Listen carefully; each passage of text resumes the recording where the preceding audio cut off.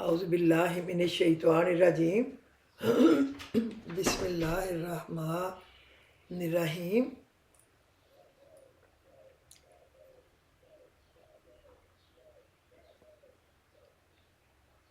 ربی اشرح لی صدری ویسر لی امری واحلل عقدۃ من لسانی یفقہوا قولی استغفروا ربکم انہ کان غفارا یرسل السماء علیکم مدرارا ویمددکم باموال وبنین ویجعل لکم جنات ویجعل لکم انہار اللہم صلی علی محمد النبی الامی الکریم وعلی آلہ واصحابہ وبارک وسلم۔ السلام علیکم ورحمۃ اللہ وبرکاتہ۔ میں نسرین افتخار اسلامک چینل اللہم لبیک سے اپنے تمام لسنرز، اپنے تمام ویورز سے مخاطب ہوں۔ امید ہے کہ آپ سب لوگ اللہ کے فضل و کرم سے اپنے اپنے گھروں میں خوش ہوں گے۔ اللہ تعالیٰ آپ لوگوں کو خوش رکھے، آباد رکھے، اپنی رحمتوں کی، اپنی نعمتوں کی، اپنی رضاؤں کی، اپنی عنایتوں کی آپ سب پہ، مجھ پہ، میرے نبی کی ساری امت پہ بارشیں کرے۔ اللہ ہمارے تنگ دستوں کو وسعت دے، اللہ بے روزگاروں کو روزگار دے، اللہ بیماروں کو شفا دے، اللہ بے اولادوں کو اولاد دے، اللہ بے گھروں کو گھر دے، بے دروں کو در دے، روٹھے ہوئوں کو منا دے، بچھڑے ہوئوں کو ملا دے، اور اللہ جو مصیبت میں مشکل میں ہے ان کی مصیبت دور کر دے۔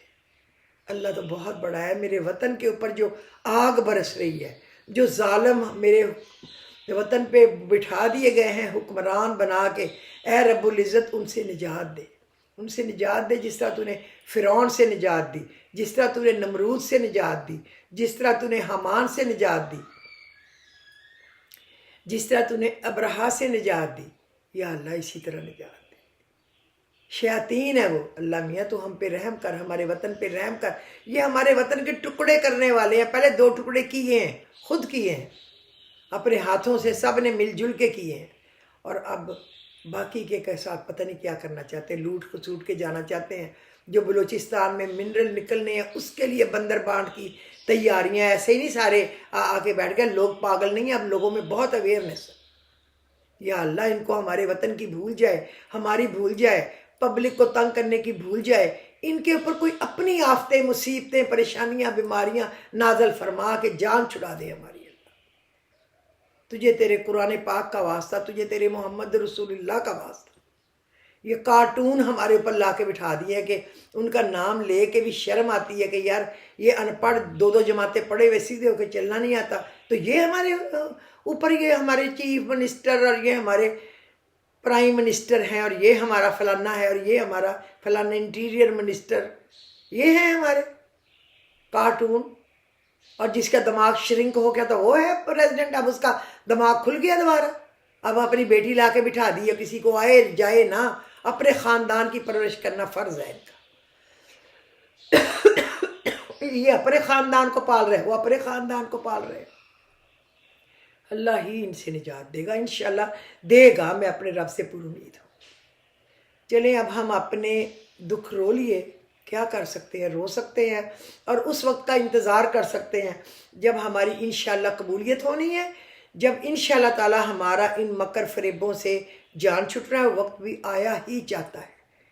اس رحمتوں کے مہینے میں ہم اپنے گناہوں کی معافیاں مانگ مانگ کے اللہ سے معافیاں مانگ رہے ہیں۔ وہ غفور الرحیم ہے، وہ ہمیں ضرور معاف فرمائے۔ تو میں نے اس دن سورہ ہود کی آدھی آپ کو بتائی تھی، کیونکہ وہ لمبی ہو رہی تھی اور اس میں کوئی بات ایسی نہیں ہے جو چھوڑنے والی ہو، چونکہ جو واقعات پہلی صورتوں میں چھوٹے چھوٹے کر کے بتائے گئے ہیں نا، یہاں اللہ رب العزت نے اس کو مکمل کر کے بتایا ہے۔ تو پھر اگر میں وہ چھوڑ دوں تو پھر سمجھو کہ ہم نے کیا پڑھا، ہم نے کیا بتایا، پھر کچھ بھی نہیں کیا، یہ چکر ہے۔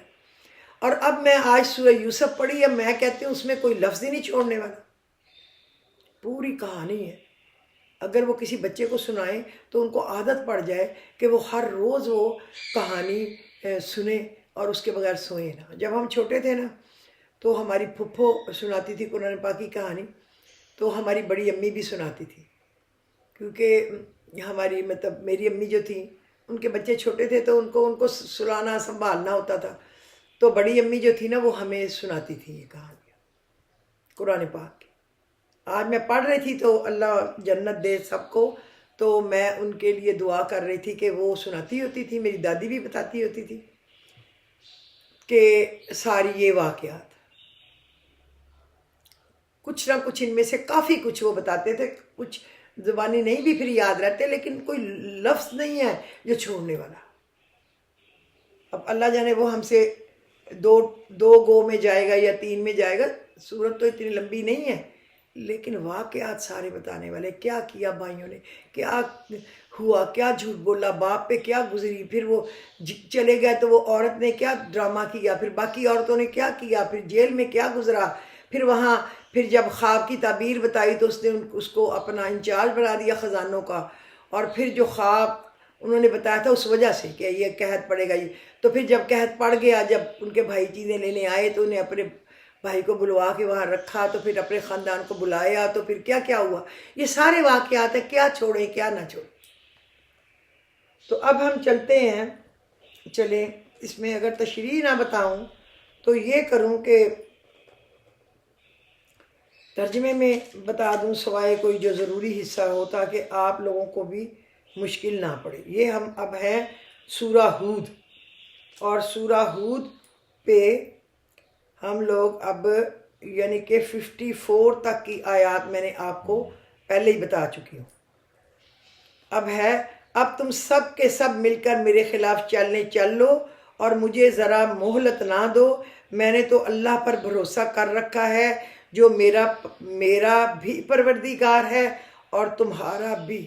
انی توکلت علی اللہ ربی و ربکم ما من دابۃ الا هو آخذ بناصیتها ان ربی علی صراط مستقیم۔ یہ ہم دعا میں ویسے بھی پڑھتے ہیں، شاید آپ کو یاد ہو کہ یہ پڑھتے ہیں ہم، یہ جو ہے نا انی توکلت والا یہ ہم پڑھتے بھی ہیں۔ میں نے اللہ پر بھروسہ کر رکھا ہے جو میرا پروردگار ہے، تمہارا پروردگار ہے۔ زمین پہ چلنے والا کوئی جاندار ایسا نہیں ہے کہ جس کو چوٹی سے اس نے نہیں پکڑا ہوا ہو۔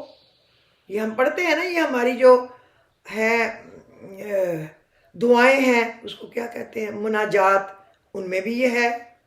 اور ہمیں جب بھی کوئی مشکل پڑتی ہے تو ہم اس کو جھٹ پڑھتے ہیں، کیونکہ تب ہمیں مصیبت پڑی ہوتی ہے، ہم کیسے نہ پڑھیں۔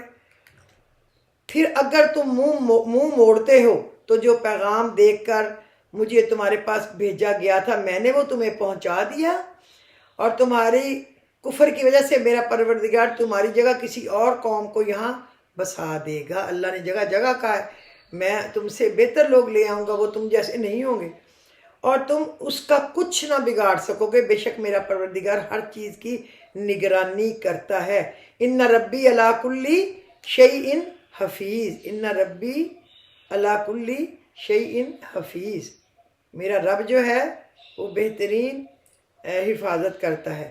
وَلَمَّا جَاءَ أَمْرُنَا نَجَّيْنَا هُودًا، اور آخر کار جب ہمارا حکم آ گیا تو ہم نے اپنی رحمت کے ذریعے ہود کو اور جو لوگ ان کے ساتھ ایمان لائے تھے ان کو بچا لیا، اور انہیں ایک سخت عذاب سے نجات دے دی۔ یہ تھے عاد کے لوگ جنہوں نے اپنے پروردگار کی نشانیوں سے انکار کیا تھا، وہ یہ لوگ تھے۔ ہم اب ان سے بڑے ہوئے ہیں، خود ہی سوچ لیں کہ ہم کر کیا رہے۔ انہیں ایک سخت عذاب سے نجات دی۔ یہ تھے عاد کے لوگ جنہوں نے اپنے پروردگار کی نشانیوں سے انکار کیا تھا اور پیغمبروں کی نافرمانی کی، اور ایسے شخص کا حکم مانا جو پرلے درجے کا جابر اور حق کا پکا دشمن تھا، اور اس کا نتیجہ یہ ہوا کہ دنیا میں بھی پھٹکار ان کے پیچھے لگا دی گئی اور قیامت کے دن بھی۔ یاد رکھو کہ قوم عاد نے اپنے رب کے ساتھ کفر کا معاملہ کیا تھا۔ یاد رکھو کہ بربادی عاد ہی کی ہوئی جو ہود کی قوم تھی۔ عاد جو تھے نا وہ ہود کی قوم تھی، یہ آپ نے یاد رکھنا ہے۔ ہود، قوم عاد جو تھی وہ ہود ہی کی قوم تھی، اور قوم سمود کے پاس ہم نے ان کے بھائی صالح کو پیغمبر بنا کر بھیجا۔ انہوں نے کہا، اے میری قوم، اللہ کی عبادت کرو، اس کے سوا تمہارا کوئی معبود نہیں، اسی نے تم کو زمین میں سے پیدا کیا اور اس میں تمہیں آباد کیا، لہٰذا اس سے اپنے گناہوں کی معافی مانگو، پھر اس کی طرف رجوع کرو۔ یقین رکھو میرا رب تم سے قریب بھی ہے، دعائیں قبول کرنے والا بھی ہے۔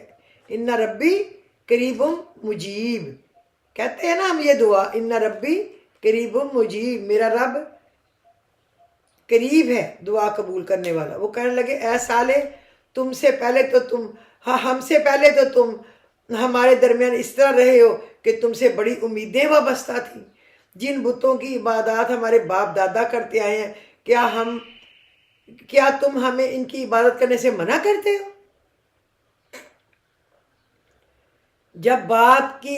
جس بات کی تم دعوت دے رہے ہو اس کے بارے میں تو ہمیں ایسا شک ہے جس سے ہمیں اضطراب میں ڈال دیا ہے۔ یعنی ان کو بہت غصہ تھا۔ وہ کہتے ہیں نا آئین نو سے ڈرنا، علامہ اقبال کا ہے نا، آئین نو سے ڈرنا، طرز کوہن پہ اڑنا، منزل یہی کٹھن ہے قوموں کی زندگی میں۔ آئین نو سے ڈرنا، نئی اگر کوئی چیز آ گئی ہے اس کو اپنانے سے ڈرنا، طرز کوہن پہ اڑنا، پرانے جو باتیں سنتے کرتے آئے ہیں اسی پہ اڑے رہنا، منزل یہی کٹھن ہے۔ یہی اپنے آپ کو چینج کرنا کافر اور مسلم اور اونچے درجے کے نیک لوگوں میں اور بدترین لوگوں میں بناتا ہے، یہی اڑنا، ہٹ دھرمی دکھانا، یہ ہم میں سے نکل جائے تو ہم بھلے اچھے ہو جائیں۔ صالح نے کہا اے میری قوم ذرا مجھے یہ تو بتاؤ کہ اگر میں اپنے پروردگار کی طرف سے آئی ہوئی ایک روشن ہدایت پر قائم ہوں اور اس نے مجھے خاص اپنے پاس سے رحمت یعنی نبوت عطا فرمائی ہے، پھر بھی اگر میں اس کی نافرمانی کروں تو کون مجھے اللہ کی پکڑ سے بچائے گا؟ کوئی بچا سکتا ہے پھر اللہ کی پکڑ سے؟ آف کورس نہیں بچا سکتا۔ لہٰذا تم میرے فرائض سے روک کر بربادی میں مبتلا کرنے کے سوا مجھے اور کیا دے رہے ہو؟ اگر میں تمہارا کہنا مانوں گا تو پھر بربادی کے سوا کیا مجھے ملے گا؟ اور اے میری قوم یہ اللہ کی اونٹنی تمہارے لیے ایک نشانی بن کر آئی ہے، اللہ نے اونٹنی بھیجی تھی نا ایک، لہٰذا اس کو آزاد چھوڑ دو کہ یہ اللہ کی زمین میں کھاتی پھرے جس کے کھیت سے مرضی، اور اس کو برے ارادے سے چھونا بھی نہیں، کہیں ایسا نہ ہو کہ تمہیں عنقریب آنے والا عذاب آ کے پکڑ لے۔ پتہ ہے نا حضرت صالح کو اونٹنی دی گئی تھی اور حکم دیا گیا تھا کہ وہ جہاں سے مرضی چرے اس کو کوئی روکے گا نہیں۔ پھر ہوا یہ کہ انہوں نے اس کو مار ڈالا، اس کی کونچیں کاٹ دی اور وہ چیخ دھاڑ کے مر گئے۔ چنانچہ صالح نے کہا کہ تم اپنے گھروں میں 3 دن اور مزے کر لو، 3 دن اور مزے کر لو۔ یعنی عذاب سے پہلے ان کو 3 دن کی مہلت دی گئی تھی، اس کے بعد عذاب آئے گا، اور یہ ایسا وعدہ ہے جسے کوئی جھوٹا نہیں کر سکتا۔ پھر جب ہمارا حکم آ گیا تو ہم نے صالح کو اور ان کے ساتھ جو ایمان لائے تھے ان کو خاص اپنی رحمت کے ساتھ اللہ نے ان کو نجات دے دی، اس دن کی رسوائی سے بچا لیا۔ یقیناً تمہارا پروردگار بڑی قوت کا، بڑے اقتدار کا مالک ہے۔ اور جن لوگوں نے ظلم کا راستہ اپنایا ان کو ایک چنگھاڑ میں آ پکڑا۔ یہ سورہ اعراف میں بتا چکی ہوں کہ وہ کیسے چنگھاڑ آئی تھی، جب سارے اعراف میں گزر چکا ہے، جس کے نتیجے میں اپنے گھروں میں اس طرح اوندے پڑے تھے جیسے وہاں کبھی بسے ہی نہ ہوں۔ ایک چنگھاڑ آئی تھی تو پھر وہ ادھر ہی گرے کے گرے رہ گئے۔ یاد رکھو سمود نے اپنے رب کے ساتھ کفر کا معاملہ کیا تھا، یاد رکھو بربادی سمود ہی کی ہوئی، اور ہمارے فرشتے انسانی شکل میں وہ اب سمود پہ آ جائیں۔ آج سے سمود کا بھی تو یہی معاملہ ہوا تھا نا کہ اس نے نہیں مانی بات۔ ہمارے فرشتے انسانی شکل میں ابراہیم کے پاس بیٹا پیدا ہونے کی خوشخبری لے کر آئے۔ یعنی اللہ تعالیٰ نے یہ فرشتے 2 کاموں کے لیے بھیجے تھے۔ ایک تو یہ کہ وہ ابراہیم علیہ السلام کو یہ خوشخبری دے کہ ان کے یہاں ایک بیٹا ہوگا پیدا انشاءاللہ اسحاق۔ جب ان کی بیگم نے کہا ہائے ہائے میں بوڑھی پھاپا ہو گئی ہوں، میرے منہ پہ دانت نہیں ہے، سر ہل رہا ہے، میرے کہاں سے بچہ ہوگا؟ تو اللہ نے کہا ہوگا، جب اللہ نے کہہ دیا ہے تو وہ ہوگا۔ اللہ کی بات سچی ہے اور وہ ہو کر ہی رہے گی۔ تو ایک تو یہ کہ یعنی اسحاق علیہ السلام پیدا ہوں گے۔ ان کا دوسرا کام یہ تھا کہ حضرت لوط علیہ السلام کی قوم پر عذاب نازل کریں۔ چنانچہ حضرت ابراہیم علیہ السلام کو خوشخبری دینے کے بعد وہ حضرت لوط علیہ السلام کی بستیوں کی طرف جانے والے تھے۔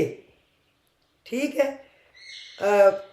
انہوں نے سلام کیا اور ابراہیم نے بھی سلام کیا۔ پھر ابراہیم کو کچھ دیر نہیں گزری تھی کہ ان کی مہمانی کے لیے ایک بھنا ہوا بچڑا انہوں نے منگوا لیا۔ ایک بھنا ہوا، اس وقت عرب ایسے ہی کرتے تھے، جب مہمان آتے تھے پورا بچڑا بھنا ہوا منگا کے، تو وہ مہمان نوازی میں بہت اچھے تھے عرب، اور وہ ان کے آگے رکھتے تھے۔ بچڑے کی طرف وہ نہیں بڑھ رہے تھے، تو وہ ان سے کھٹک گئے اور ان کی طرف سے دل میں خوف محسوس کیا۔ انہوں نے کہا اللہ جانے پھر یہ اگر انسان ہے تو کھا کیوں نہیں رہے؟ فرشتوں نے کہا ڈریے نہیں، ہمیں آپ کو بیٹے کی خوشخبری سنانے والا بنا کے بھیجا گیا ہے، اور لوط کے پاس بھیجا گیا ہے، قوم لوط کے پاس بھیجا گیا ہے۔ آپ دیکھیں، چونکہ فرشتے انسانی شکل میں آئے تھے، اس لیے حضرت ابراہیم علیہ السلام شروع میں انہیں انسان ہی سمجھے تھے، اور ان کی مہمانی کے لیے بھنے ہوئے بچڑے کا گوشت لے کر آئے۔ لیکن چونکہ وہ فرشتے تھے، وہ کچھ کھا نہیں سکتے تھے، اس لیے انہوں نے کھانے کی طرف ہاتھ نہیں بڑھایا۔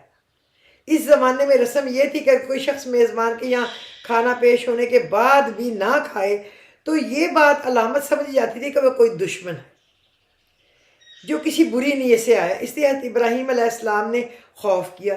اس طرح فرشتوں نے واضح کر دیا کہ وہ فرشتے ہیں، وہ ان دو کاموں کے لیے بھیجے گئے ہیں، ان کے یہ دو کام جس کے لیے وہ آئے ہیں۔ تو وہ ابراہیم اور لوط کے پاس، اور ابراہیم کی بیوی کھڑی ہوئی تھی، وہ ہنس پڑی۔ تو ہم نے انہیں دوبارہ اسحاق اور اسحاق کے بعد یعقوب کی پیدائش کی خوشخبری دی۔ اسحاق پیدا، پھر اسحاق کے گھر یعقوب پیدا ہوئے تھے نا۔ تو ہنسنے کی وجہ بعض مفسرین نے تو یہ بیان کی ہے کہ جب انہیں اطمینان ہو گیا کہ یہ فرشتے ہیں اور خطرے کی کوئی بات نہیں، تو وہ خوشی سے ہنس پڑی۔ لیکن زیادہ صحیح بات یہ ہے کہ وہ بیٹے کی خوشخبری سن کر ہنسی تھی۔ ساری عمر اولاد نہیں ہوئی، تو جب اس کو آس امید لگی کہ اس کے گھر بیٹا ہوگا تو کون نہیں ہنستا؟ بیٹے کے لیے تو بہت ہی ہنستا ہے، ہر کوئی ہنستا ہے۔ اور جب کسی کے اولاد نہ ہو تو اس کو اولاد کی خبر ملے، بیٹا ہو بیٹی ہو، وہ ہنستا ہے۔ لیکن پیغمبروں نے بھی آپ غور کریں کہ اللہ رب العزت سے بیٹے مانگے ہیں۔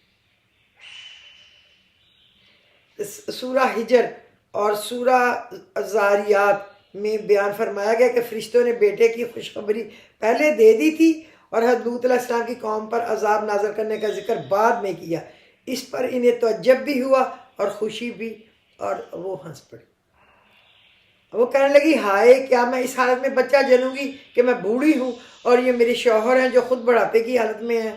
واقعی یہ تو بڑی ہی عجیب بات ہے۔ فرشتوں نے کہا کیا آپ اللہ کے حکم پر تعجب کر رہی ہیں؟ آپ جیسے مقدس گھرانے پر تو اللہ کی رحمتیں اور برکتیں ہی برکتیں ہیں۔ یہ ترجمہ اہل البیت کو عربی گرامر کے قاعدے سے ترجمے میں مقدس کا لفظ اس کے لیے بڑھایا گیا۔ اس کا دوسرا ترجمہ اس طرح بھی ممکن ہے کہ اے اہل بیت، تم پر اللہ کی رحمتیں اور برکتیں ہیں۔ اس میں تو کوئی شک نہیں ہے نا، اللہ کی رحمتیں اور برکتیں ہی برکتیں ہیں۔ بے شک وہ ہر تعریف کا مستحق ہے اور بڑی ہی شان والا ہے۔ اور پھر جب ابراہیم نے گھبراہٹ دور ہوئی اور ان کو خوشخبری مل گئی تو انہوں نے ہم سے لوط کی قوم کے بارے میں ناز کے طور پر، پیار سے منانے کے طور پر جھگڑنا شروع کر دیا، یعنی ریکویسٹیں کرنی، اور ان کو کہا کہ جیسا کہ سورہ اعراف میں بھی ہے، حضرت لوط علیہ السلام حضرت ابراہیم علیہ السلام کے بھتیجے تھے جو عراق ہی میں ان پر ایمان لا کر ان کے ساتھ وطن سے ہجرت کر کے ان کے ساتھ شریک تھے۔ بعد میں اللہ تعالیٰ نے ان کو پیغمبر بنا کر صدوم کے شہر میں بھیجا تھا۔ اس شہر کے لوگ شرک کے علاوہ ہم جنس پرستی بھی کرتے تھے، جس کا قانون کہ ہماری یہ جو تھے نا نگران منحوس، انہوں نے ہم جنس پرستی کی اجازت بھی دی تھی، اور اس کے پیسے پہلے بھی یہ شہباز شریف چھلیڈے صاحب نے بھی اس کی اجازت دی تھی کہ ہم جنس پرستی کی کوئی بات نہیں، اور اس میں اور بھی بڑے بڑے نام شامل ہیں، پھر میں اب کیا کیا قرآن پڑھتے ہوئے ان کے نام لوں، لعنت بھیجیں۔ وہ ہم جنس پرستی کی خباثت میں مبتلا تھے۔ جب انہوں نے حضرت لوط علیہ السلام کی بات نہیں مانی تو اللہ نے ان پر عذاب نازل کرنے کے لیے ان فرشتوں کو بھیجا۔ حضرت ابراہیم علیہ السلام کو یہ امید تھی کہ شاید یہ لوگ سنبھل جائیں، اس لیے وہ اللہ تعالیٰ سے فرمائش کرتے رہے کہ ابھی ان پر عذاب نازل نہ کیا جائے۔ جب حضرت ابراہیم علیہ السلام چونکہ اللہ تعالیٰ کے لاڈلے پیغمبر تھے، اس لیے انہوں نے ناز کے انداز میں بار بار جس طرح عذاب کو مؤخر کرنے کی فرمائش کی، اسے اس آیت میں پیار بھرے اسلوب میں جھگڑے سے تعبیر فرمایا گیا ہے۔ حقیقت یہ کہ ابراہیم بڑے بردبار، اللہ کی یاد میں بڑی آہیں بھرنے والے اور ہر وقت ہم سے لو لگائے ہوئے تھے۔ اللہ کہتا ہے حضرت ابراہیم علیہ السلام کی یہ فرمائش منظور نہیں فرمائی گئی کہ قوم لوط سے عذاب کو مؤخر کر دیا جائے، لیکن جس جذبے اور جس انداز سے انہوں نے اللہ سے رجوع فرمایا تھا، اس فکرے میں ان کے بڑے فصیح و بلیغ الفاظ میں تعریف فرمائی گئی ہے۔ اللہ تو کسی کی اچھائی نہیں روکتا نا۔ تو ہم نے ان سے کہا ابراہیم اس بات کو جانے دو، یقین کر لو تمہارے رب کا حکم آ چکا، اور ان لوگوں پر ایسا عذاب آ کر رہے گا جس کو کوئی پیچھے نہیں لوٹا سکتا۔ اور جب فرشتے لوط کے پاس پہنچے تو وہ ان کی وجہ سے گھبرائے، ان کا دل پریشان ہوا اور وہ کہنے لگے آج کا یہ دن بہت کٹھن ہے، بہت سخت ہے۔ حضرت لوط علیہ السلام کے پاس یہ فرشتے خوبصورت نوجوان کی شکل میں آئے تھے اور انہیں ابھی یہ معلوم نہیں تھا کہ یہ فرشتے ہیں۔ دوسری طرف وہ اپنی قوم کی بد فطرتی سے، بے حیائی سے واقف تھے، اس لیے ان کی پریشانی کی وجہ یہ تھی کہ ان کی قوم جو ہے نا قوم کے پاس دوڑتے ہوئے آئے، اور اس سے پہلے وہ برے کام ہی کیا کے پاس دوڑتے ہوئے آئے اور اس سے پہلے وہ برے کام کیا ہی کرتے تھے۔ لوط نے کہا اے میری قوم کے لوگوں، یہ میری بیٹیاں موجود ہیں، یہ تمہارے لیے کہیں پاکیزہ ہیں، اس لیے اللہ سے ڈرو اور میرے مہمانوں کے معاملے میں مجھے رسوا نہ کرنا۔ کیا میں تم پر بھی کوئی بھلا آدمی، کیا تم میں ایک بھی بھلا آدمی نہیں ہے؟ اللہ معاف کرے، اللہ معاف کرے۔ تو ان مہمانوں کو اپنی ہوس کا نشانہ بنانے کی کوشش کریں گے، چنانچہ ایسا ہی ہوا جیسا اگلی آیت میں بیان فرمایا کہ وہ لوگ ان نوجوانوں کی آمد کی خبر سنتے ہی اسی مقصد کے لیے دوڑتے ہوئے آئے اور حضرت لوط علیہ السلام سے مطالبہ کیا کہ وہ ان مہمانوں کو ان کے حوالے کر دے تاکہ وہ ہم جنس پرستی کا کام ان سے کریں اور اپنی ہوس بجھائیں۔ اور یہ ہمارے ملک میں، اوروں ملکوں میں تو چلو ہے، ہمارے ملک میں بھی اب یہ چلا دیا گیا ہے اور کھول دیا گیا ہے۔ اللہ ان پہ اپنا خاص عذاب نازل کرے، لیکن مقصد یہ ہے کہ پھر گندم کے ساتھ گھن بھی پس جاتا ہے۔ اللہ معاف کرے، اللہ ہی ان کو اٹھا لے ایسی جگہ جب کہیں یہ اکیلے منحوس ہوں۔ کسی نبی کی امت میں جتنی عورتیں ہوتی ہیں وہ اس نبی کی روحانی بیٹیاں ہوتی ہیں۔ حضرت لوط علیہ السلام نے ان بدتماش لوگوں کو نرمی سے سمجھانے کی کوشش کی کہ تمہاری عورتیں جو میری روحانی بیٹیاں ہیں تمہارے گھروں میں موجود ہیں، تم اپنی نفسانی خواہشات ان سے پوری کر سکتے ہو، اور یہ فطرت کا پاکیزہ طریقہ ہے، ان سے اپنی پورا کرو۔ لیکن وہ کہاں سننے والے تھے، کہنے لگے تمہیں معلوم ہے تمہاری بیٹیوں سے ہمیں کچھ مطلب نہیں ہے اور تم خوب جانتے ہو ہم کیا چاہتے ہیں۔ لوط نے کہا کاش میرے پاس تمہارے مقابلے میں کوئی طاقت ہوتی یا میں کسی مضبوط سہارے کی پناہ لے سکتا۔ سدوم کی اس بستی میں حضرت لوط علیہ السلام کے خاندان یا قبیلے کا کوئی آدمی نہیں تھا، وہ تو عراق کے باشندے تھے اور اس قوم کی طرف پیغمبر بنا کر بھیجے گئے تھے۔ سدوم کے لوگوں کو، ان کی قوم کو بھی قرآن کریم نے اس معنی میں کہا ہے کہ وہ ان کی امت تھے، جن کی طرف ان کو بھیجا گیا تھا۔ اس موقع پر نے انتہائی بے چارگی محسوس کی، اگر میرے خاندان کا کوئی فرد یہاں ہوتا تو شاید میری کوئی مدد کر سکتا۔ حضرت لوط علیہ السلام اتنے پریشان ہو گئے کہ اب میں کیسے ان لوگوں کو روکوں جو ان لڑکیوں کی شکل میں فرشتے آئے ہیں، تو یہ ان پہ ٹوٹ پڑنے آئے ہیں کہ ہمارے حوالے کر دو، ہم ان سے اپنی خواہشات پوری کریں، نعوذ باللہ۔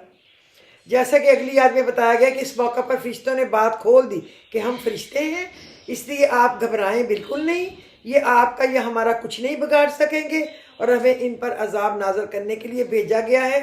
صبح تک ان کا کلا کما ہونے والا ہے، آپ اپنے گھر والوں کو ساتھ لے کر بستی سے راتوں رات نکل جائیں تاکہ اس عذاب سے محفوظ رہیں۔ البتہ حضرت لوط علیہ السلام کی بیوی کافر تھی اور اپنی قوم کی بدعمالیوں میں ان کا ساتھ دیا کرتی تھی، اس لیے حکم ہوا کہ وہ آپ کے ساتھ نہیں جائے گی بلکہ وہ دوسروں کے ساتھ ہی عذاب کا شکار ہوگی، اور مڑ کر بھی نہ دیکھے۔ حکم ہوا کہ فرشتوں نے لوط سے کہا، اے لوط، ہم تمہارے پروردگار کے بھیجے ہوئے فرشتے ہیں، یہ کافر لوگ ہرگز تم تک رسائی حاصل نہیں کر سکیں گے، لہذا تم رات کے کسی حصے میں اپنے گھر والوں کو لے کر بستی سے روانہ ہو جاؤ، تو تم میں سے کوئی پیچھے مڑ کر بھی نہ دیکھے، مگر ہاں وہ تمہاری بیوی تمہارے ساتھ نہیں جائے گی، اس پر بھی وہی مصیبت آنے والی ہے جو ان لوگوں پر آ رہی ہے، یقین رکھو ان پر عذاب نازل ہو کر رہے گا۔ صبح کا وقت مقرر ہے، کیا بالکل صبح نزدیک نہیں آ گئی؟ پھر جب ہمارا حکم آ گیا تو ہم نے زمین کے اوپر والے حصے کو نیچے والے حصے میں تبدیل کر دیا، ایسے الٹا دی اللہ نے زمین، اور ان پر پکی مٹی تہ در تہ پتھر برسائے جن پر تمہارے رب کی طرف سے نشانے لگے ہوئے تھے، اور یہ بستی مکہ کے ان ظالموں سے کچھ دور نہیں ہے۔ آپ یہ روایت کے مطابق ہے، میں بس یہ ایک تفسیر بتا کے چھوٹی سی پھر اجازت چاہوں گی، پھر ایک تیسرا حصہ کر لیں گے۔